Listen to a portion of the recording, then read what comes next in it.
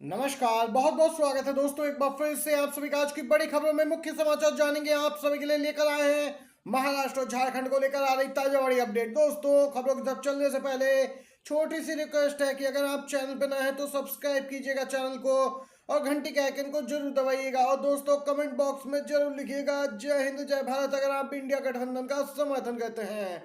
Poles of poles 2024, जी हां, महाराष्ट्र में 10 में से 6 एग्जिट पोल में एनडीए सरकार। वहीं झारखंड की बात करें तो 7 एग्जिट पोल में से 3 को यहां बीजेपी को बहुमत दिया है। दोस्तों 3 में आपको बताएं बड़ी ब्रेकिंग न्यूज है।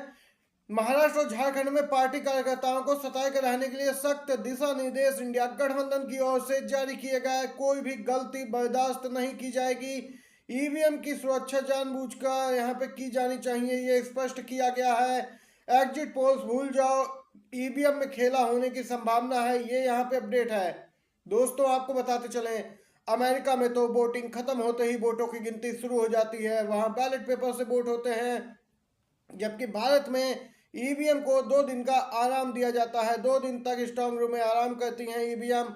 आपको बताते चलें, लॉजिक तो ये कहता है कि ईवीएम है तो वोटों की गिनती और जल्दी हो जानी चाहिए, लेकिन दोस्तों भारत में अलग ही यहाँ पे रुख अपनाया जा रहा है। ईवीएम से गिनती जल्दी होती है, लेकिन फिर भी 2 दिन बाद ईवीएम से गिने जाते हैं वोट। ये यहाँ पे बड़ा घोटाला करने के संकेत हैं। दोस्तों इंडिया गठबंधन सतर्क है। नागपुर से अपडेट आ रही है। महाराष्ट्र के नागपुर में जोनल ऑफिसर के साथ लोगों की झड़प देखने को मिली है। दोस्तों ईवीएम व्हीकल पर भी पथराव हुआ। नागपुर के जॉइंट सीपी एन तोम्बोली ने बताया कि जैसे ही वोटिंग प्रक्रिया पूरी हुई, एक जोनल ऑफिसर मध्य विधानसभा निर्वाचन क्षेत्र में किसी काम से सेंटर चले गए। वो जिस व्हीकल से गए थे उसी में यहाँ पे ईवीएम मशीन भी थी। दोस्तों देख सकते हैं ये यहाँ पे ताजा अपडेट आई है। ईवीएम को लेकर एक बार फिर से इंडिया गठबंधन सावधानी बरत रहा है, तो दूसरी तरफ महाराष्ट्र के नागपुर में जोनल ऑफिसर के साथ लोगों की झड़प हो गई कि उसके गाड़ी में ईवीएम आके क्या कर रही थी। दोस्तों इस पूरे मामले को लेकर ये ताजा अपडेट है। अगली खबर की ओर चलते हैं। वहीं दोस्तों 23 तारीख को नतीजे आने हैं, लेकिन यहाँ पे अभी से ही सभी ने अपनी सेटिंग करना शुरू किया है। कौन नेता किधर रहेगा, दोस्तों कौन पलटी मारेगा, इसको लेकर कुछ नहीं कहा जा सकता, लेकिन एनसीपी अजीत गुट के अजीत पवार को लेकर स्थिति तो स्पष्ट होती जा रही है। अजीत पवार के करीबी नेताओं का तो स्पष्ट कहना है कि चाहे इधर से या फिर उधर से, यानी कि महायुति हो या फिर महाविकास आघाड़ी, महाराष्ट्र के अगले सीएम तो अजीत पवार ही बनेंगे। दोस्तों आपको बताते चले, चुनाव के दौरान बीजेपी नेताओं के भाषणों को लेकर, बयानों को लेकर खासी आपत्ति जताई थी अजीत पवार ने, और स्पष्ट किया था कि महाराष्ट्र की जनता ऐसे बहकावों में आने वाली नहीं है। सीधे तौर पर डिप्टी सीएम फडणवीस और अजीत पवार में जुबानी जंग भी देखने को मिली थी। महायुति में कुछ भी ठीक नहीं था, और देख सकते हैं किसी भी समय अजीत पवार यहाँ पे 23 तारीख के बाद पाला बदल सकते हैं, ये इनके करीबियों ने बड़ी जानकारी दी है। तो दूसरी तरफ दोस्तों गौतम अडानी और 7 अन्य अधिकारियों पर अमेरिका में $250 मिलियन से अधिक की कथित रिश्वत के मामले में आपराधिक आरोप लगाए गए हैं। जी हां दोस्तों, बड़े पैमाने पर रिश्वतखोरी योजना में समांतर आरोप दायर किए गए हैं। ये यहाँ पे अपडेट आई है। आपको बताते चले दोस्तों, अब यहाँ पे इंडिया में भी इस मामले को जोर शोर से कुछ पत्रकार सोशल मीडिया पे उठा रहे हैं, लिख रहा है कि मोदी जी के मित्र गौतम अडानी अब अमेरिका में रिश्वत देने और धोखाधड़ी के दोषी पाए गए। अमेरिकी अदालत का कहना है कि अडानी और एक अधिकारी ने ग्रीन एनर्जी कंपनी के लिए एक ठेका पाने के लिए $265 मिलियन देने का वादा किया था। इस ठेके से अडानी को $2 अरब का फायदा होने का अनुमान था। अदालत ने यह भी कहा कि $3 बिलियन के कर्ज और बॉन्ड के लिए अडानी ने धोखाधड़ी के आरोपों को छिपाया। देख सकते हैं अमेरिका में दोस्तों अडानी बुरा फंसे हैं और यहाँ पे मामला दायर हो गया है। तो दूसरी तरफ इंडिया में भी विपक्षी दलों ने इस मामले को उठाया जोर शोर से और बीजेपी अडानी को घेरने का काम किया। झारखंड में क्या बड़ा खेल करने की तैयारी में है बीजेपी और चुनाव आयोग। जी हां, जेएमएम ने कुछ इसी प्रकार के आरोप लगाए हैं।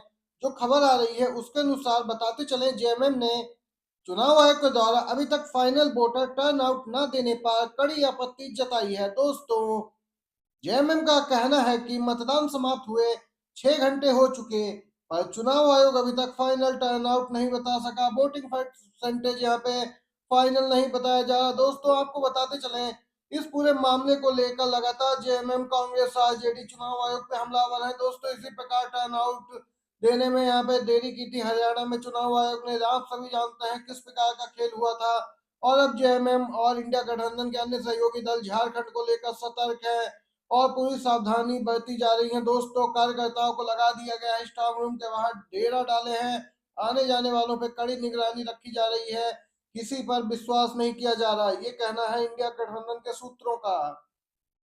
यूपी उपचुनाव में दोस्तों बीते दिन समाजवादी पार्टी ने कई शिकायतें की चुनाव आयोग को, लेकिन तब तो चुनाव आयोग ने एक्शन नहीं लिया। लेकिन जैसे जैसे मामला तूल पकड़ता गया, चुनाव आयोग पे दबाव बढ़ता गया। उत्तर प्रदेश में उपचुनाव संपन्न हुए, वहीं निर्वाचन आयोग ने सख्त एक्शन लिया, कड़े निर्देश दिए। सूत्रों के मुताबिक समाजवादी पार्टी द्वारा सोशल मीडिया पर यूपी उपचुनाव के दौरान कुछ समुदायों को मतदान से रोके जाने की शिकायत पे संज्ञान लेते हुए मुख्य चुनाव आयुक्त राजीव कुमार ने सीओ यूपी और सभी जिला चुनाव अधिकारी को सख्त निर्देश दिया है कि यहाँ पे दोस्तों निष्पक्ष चुनाव कराए जाए। लेकिन पूरे दिन ऐसा कुछ भी नहीं देखने को मिला था। आपको बताते चले, आप यहाँ पर दोस्तों कई पुलिस अधिकारियों को तो चुनाव आयोग ने सस्पेंड कर दिया है। इसके साथ ही आगे की प्रक्रिया जारी है। समाजवादी पार्टी तो इस मामले को और बढ़ा चढ़ा के बता रही है और यहाँ पे कोर्ट जाने तक की बात कही जा रही है। ये ताजा अपडेट निकल के आई है। बीजेपी पे आरोप लगाए कि शासन प्रशासन के बल पर वह उपचुनाव में जीतना चाहती है, धांधली कराना चाहती है। झारखंड में टूट जाएगा 24 साल का रिकॉर्ड, प्रचंड बहुमत से हेमंत सोरेन की हो रही वापसी। 24 साल का रिकॉर्ड टूटने वाला है। यदि एक्सिस माई इंडिया के झारखंड विधानसभा चुनाव के एग्जिट पोल के आंकड़ों को देखें तो यही बात सामने आती है। एक्सिस माई इंडिया के एग्जिट पोल के अनुसार इंडिया गठबंधन को 53 सीटें मिल रही हैं, जबकि एनडीए को मात्र 25 और अन्य को 3 सीटें ही मिलती दिख रही हैं।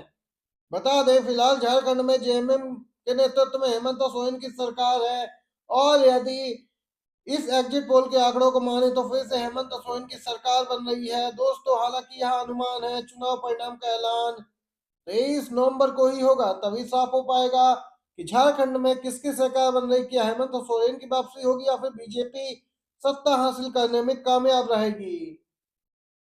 मणिपुर में बीजेपी सरकार पर संकट, 19 विधायक हुए बागी। जी हां दोस्तों, मणिपुर से अभी की अपडेट आ रही है। मणिपुर में जुलाई 2023 से कुकी और मैती समुदायों के बीच हिंसा का दौर जारी है।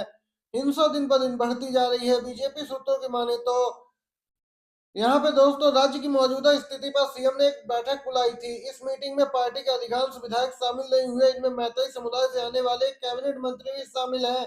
बैठक तब बुलाई गई जब सरकार में सहयोगी एनपीपी ने सरकार से समर्थन वापस लिया। इसके बाद एनपीपी अध्यक्ष और नागालैंड के सीएम कोनराड संगमा ने कहा उनकी पार्टी अब सीएम पर भरोसा नहीं रखती है। उन्होंने कहा कि नेतृत्व में बदलाव पर वे विचार करेंगे। दोस्तों एनडीए में दरार दिख रही है। दोस्तों आपको बताते चले, 19 विधायक यहां पर बिना किसी सूचना दिए इस बैठक में शामिल नहीं हुए। सीएमओ की ओर से बताया गया इन विधायकों ने किसी प्रकार की सूचना पहले से नहीं दी थी।